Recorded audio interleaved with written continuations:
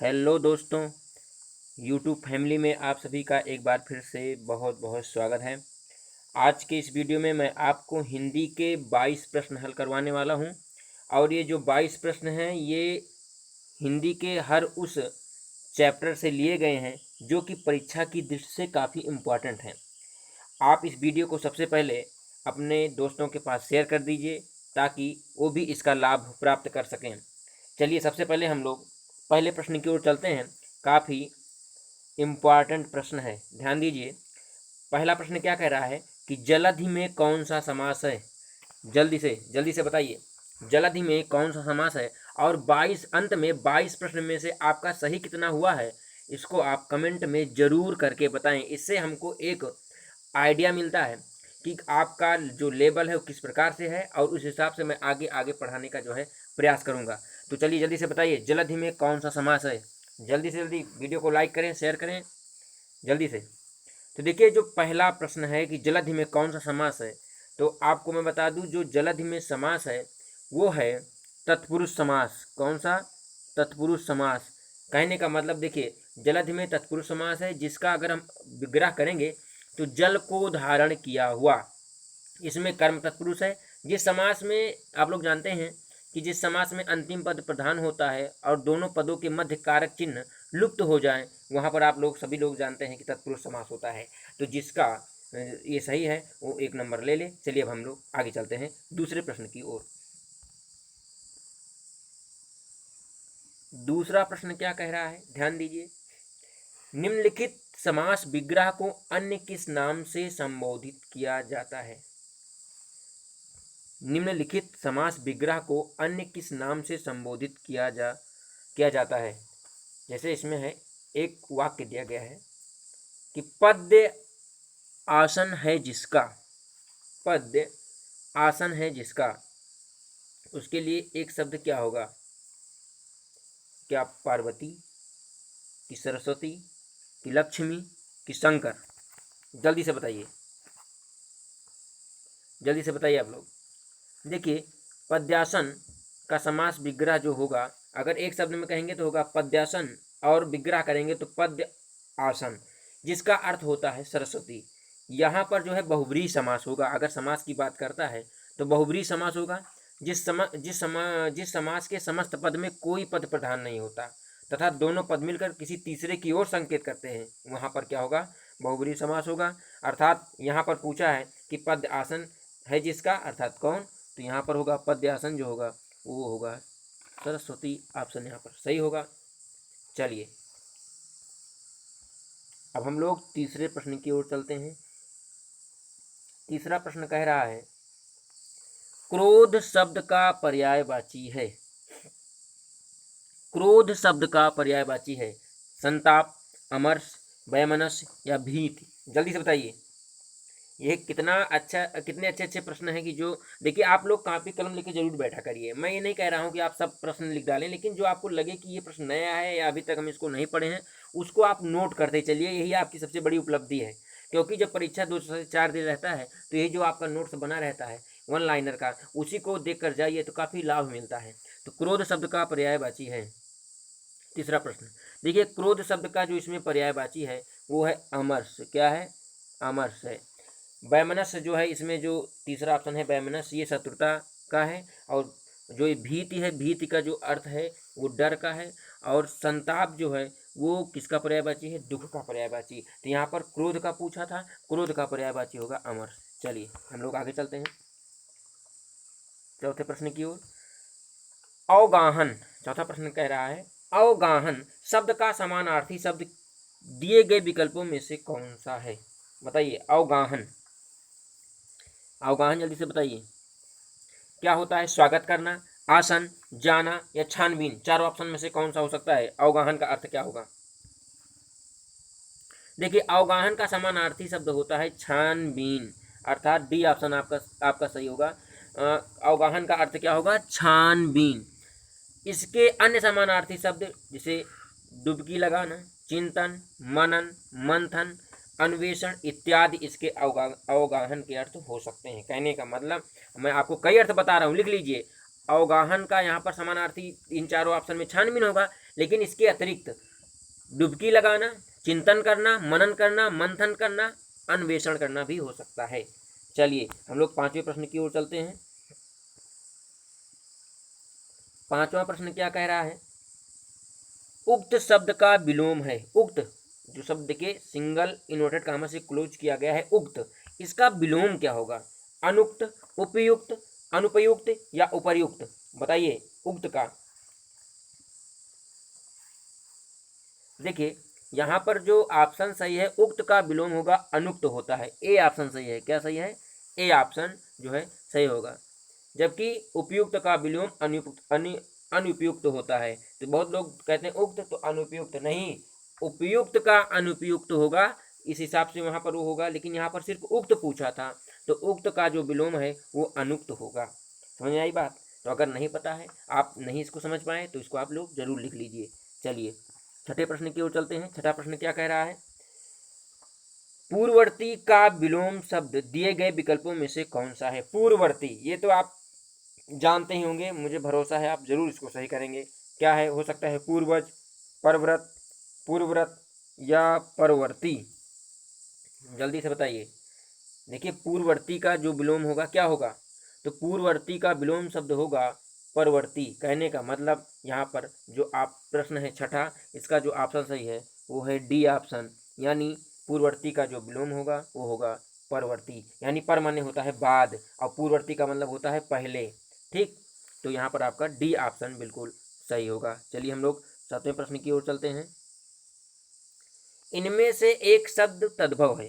तद्भव शब्द वे शब्द होते हैं जो कि संस्कृत के शब्द से विकृत रूप उसका धारण कर लेता है। यानी तत्सम शब्द से बिगड़ा, जो तत्सम शब्द होते हैं उनसे वो जब बिगड़ जाते हैं, यानी उसमें कुछ मात्राओं का या उनके अर्थ में कुछ परिवर्तन हो जाता है, तो तद्भव का रूप धारण कर लेते हैं।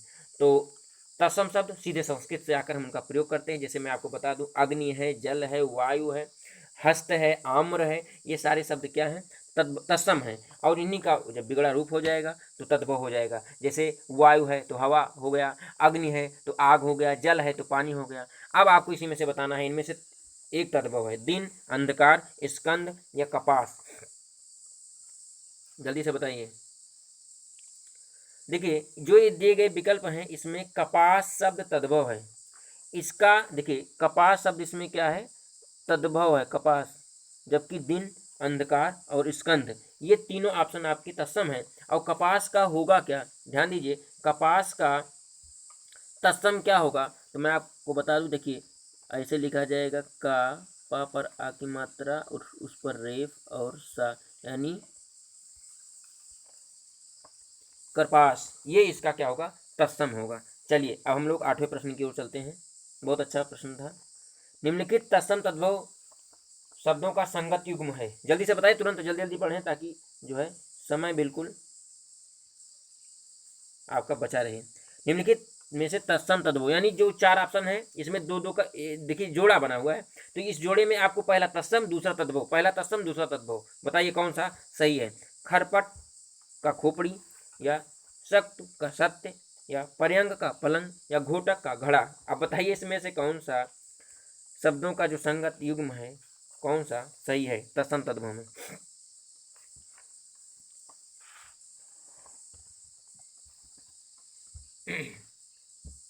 देखिए मैं आपको बता दूं, इसमें जो सही है वो है आपका सी ऑप्शन। सी ऑप्शन ये कह रहा है पर्यंक का पलंग होता है। पर्यंक का क्या होता है?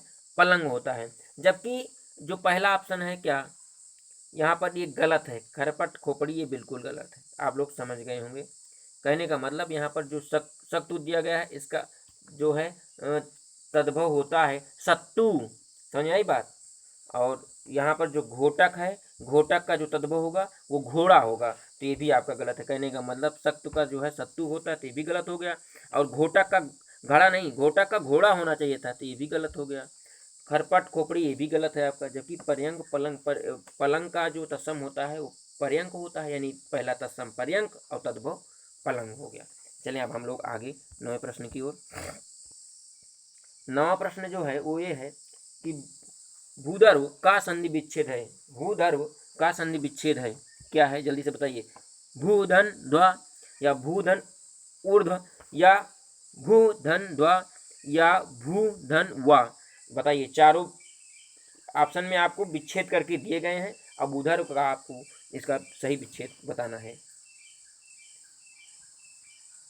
जल्दी से बताइए।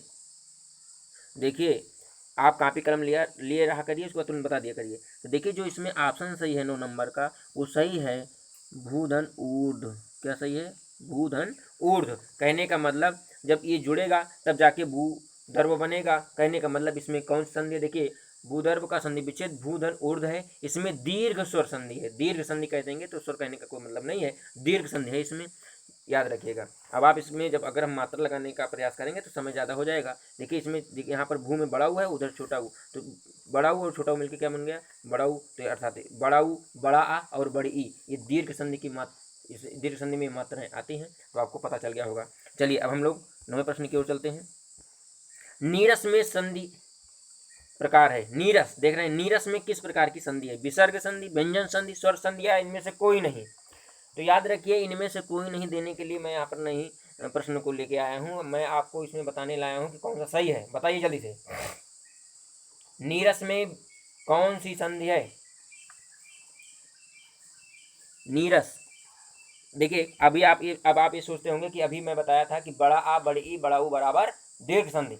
आप यहाँ कहेंगे कि बड़ी ई की मात्रा लगा है, लेकिन याद रखिएगा, जो बड़ी की मात्रा है तो पहले आप विच्छेद कर लीजिए, तब उसके हिसाब से। ऐसा नहीं है कि बस देखे नहीं कि बड़ा बड़ी बड़ा ऊ बस और आप तुरंत मार दिए, ऐसा नहीं है। आप पहले उसको देखें और देखने के बाद क्या करें? उस पर अमल करें कि क्या ये सही हो सकता है।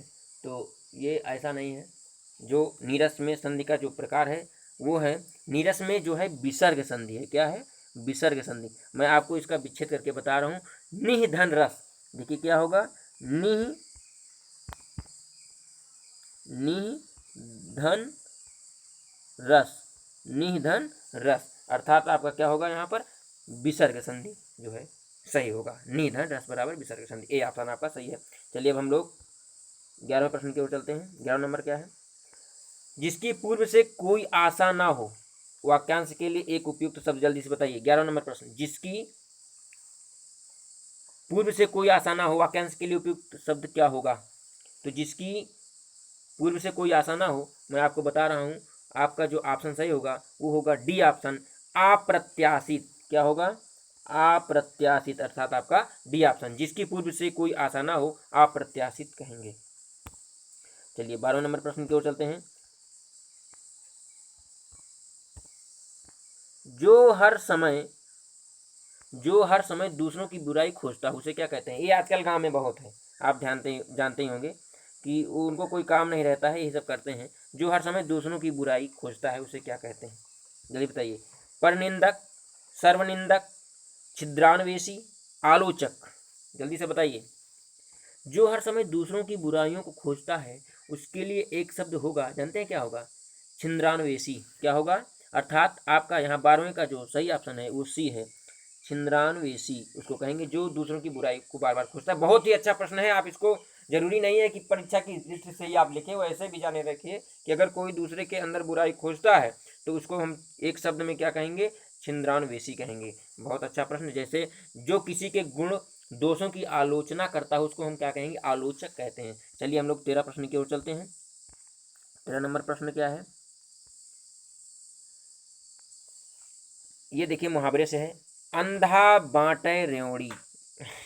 अंधा बांटे रेवड़ी, मुहावरे का अर्थ होगा, क्या होगा? पहला ऑप्शन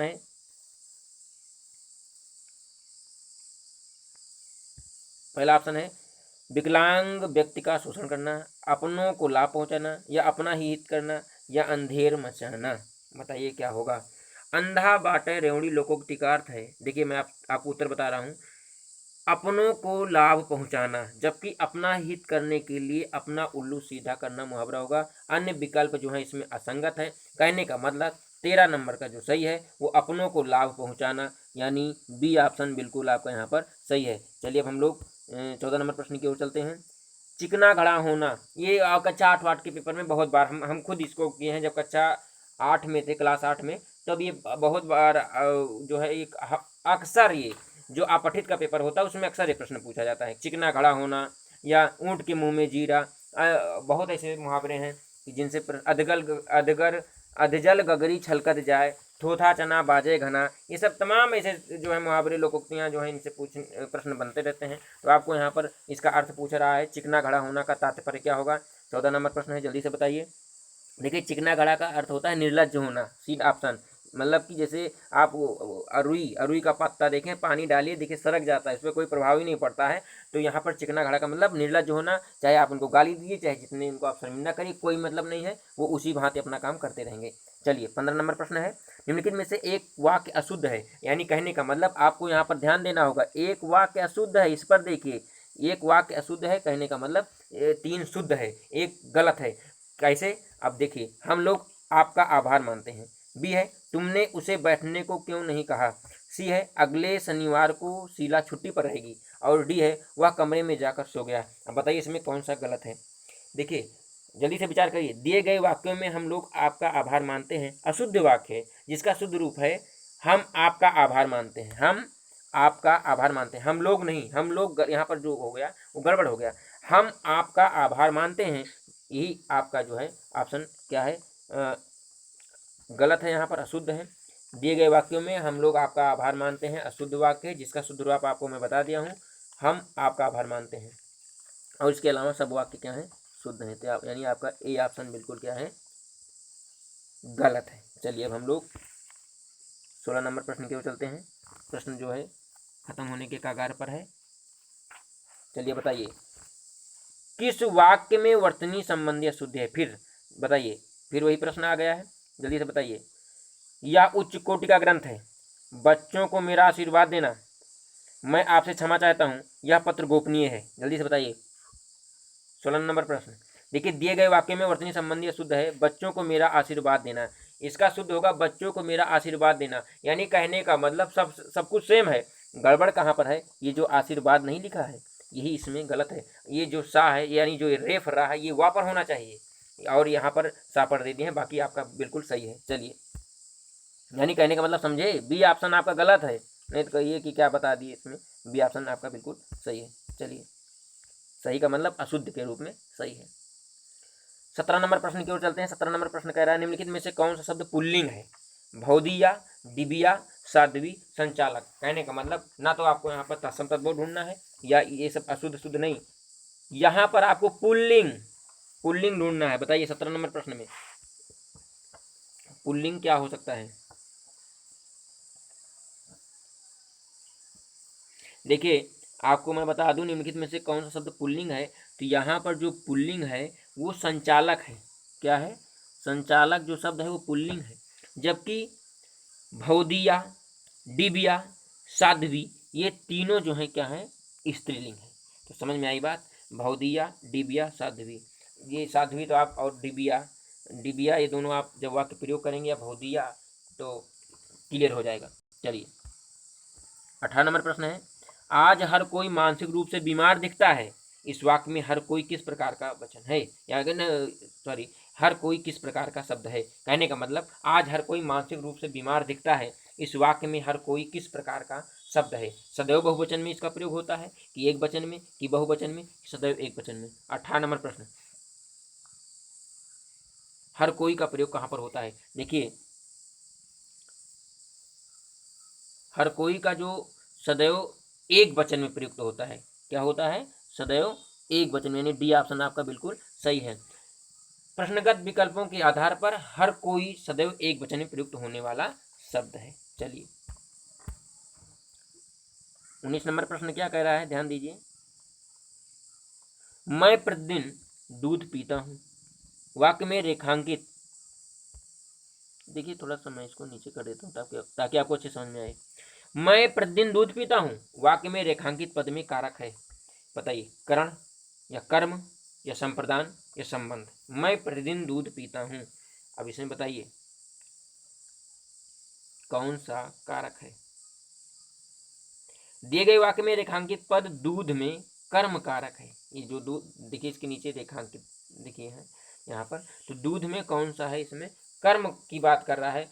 वह कारक जो क्रिया से प्रभावित होता है उसे कर्म कारक कहते हैं। इसका कारक चिन्ह को होता है, यानी मैं प्रतिदिन दूध को पीता हूँ। तो कहने का मतलब यहाँ पर को जो है लुप्त हो गया है, दूध यहाँ पर जो है वो पूरी प्रक्रिया अपनी दर्शा रही है, इसका कारक चिन्ह को होता है। जैसे मैं प्रतिदिन दूध पीता हूँ, इस वाक्य में मैं कर्ता, पीता क्रिया, दूध कर्म तथा प्रतिदिन विशेषण है। तो यहाँ पर मैं कर्ता, मैं क्या हो गया, मैं हो गया कर्ता, और पीना क्या हो गया क्रिया, और दूध क्या हो गया कर्म। अगर विशेषण पूछता है तो प्रतिदिन, क्योंकि प्रतिदिन जो है इसकी विशेषता है।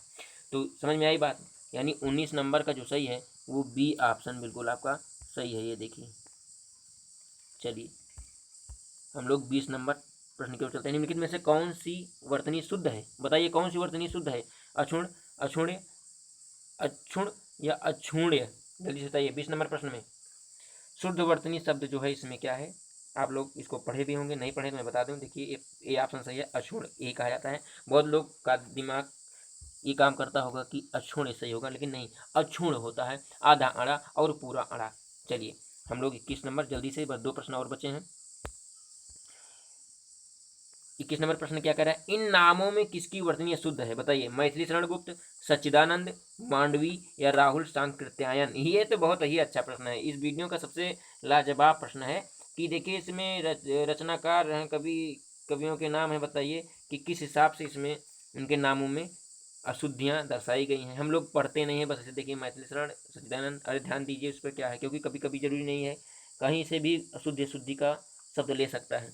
तो बताइए 21 नंबर में देखिए, मैथिली शरण गुप्त की वर्तनी अशुद्ध है, बल्कि शुद्ध वर्तनी मैथिली, था पर छोटी की मात्रा रहेगा। कहने का मतलब जो लिखा है यहाँ पर मैं आपको बता दूं, देखिए माँ पर आई की मात्रा, था पर छोटी ई की मात्रा और ला पर बड़ी ई की मात्रा, ऐसे लिखा जाएगा मैथिली शरण। और जबकि यहाँ पर मैथिली शरण जो है वो मैथिली गलत है। तो यहाँ पर आपका जो ऑप्शन सही है वो ए ऑप्शन सही है, क्योंकि ये अशुद्ध है। जबकि सच्चिदानंद, मांडवी और राहुल सांकृत्यायन ये जो है ऑप्शन बिल्कुल सही है। चलिए हम लोग लास्ट प्रश्न की ओर चलते हैं। लास्ट प्रश्न क्या है, निम्नलिखित में से कौन सा शब्द गो का अर्थ नहीं है? गो का अर्थ गाय, नदी, इंद्रिय, गज। गो शब्द का अर्थ नहीं है गाय, नदी, इंद्रिय, गज।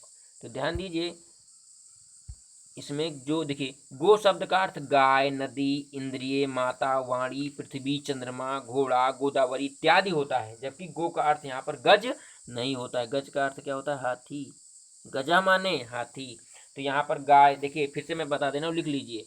गो शब्द का अर्थ गाय, नदी, इंद्रिय, माता, वाणी, पृथ्वी, चंद्रमा, घोड़ा, गोदावरी इत्यादि होता है। जबकि इस ऑप्शन में गज एक ऑप्शन था, वो आपका गलत हो गया। तो ये रहे 22 प्रश्न। अब आप कमेंट करके बताइए, कमेंट करके बताइए कितने प्रश्न आपके जो हैं आंसर सही है। तो मिलते हैं अगली वीडियो में ऐसे ही इंटरेस्टिंग प्रश्न और उसके जवाब को लेकर। तब तक के लिए आप सभी का बहुत बहुत धन्यवाद।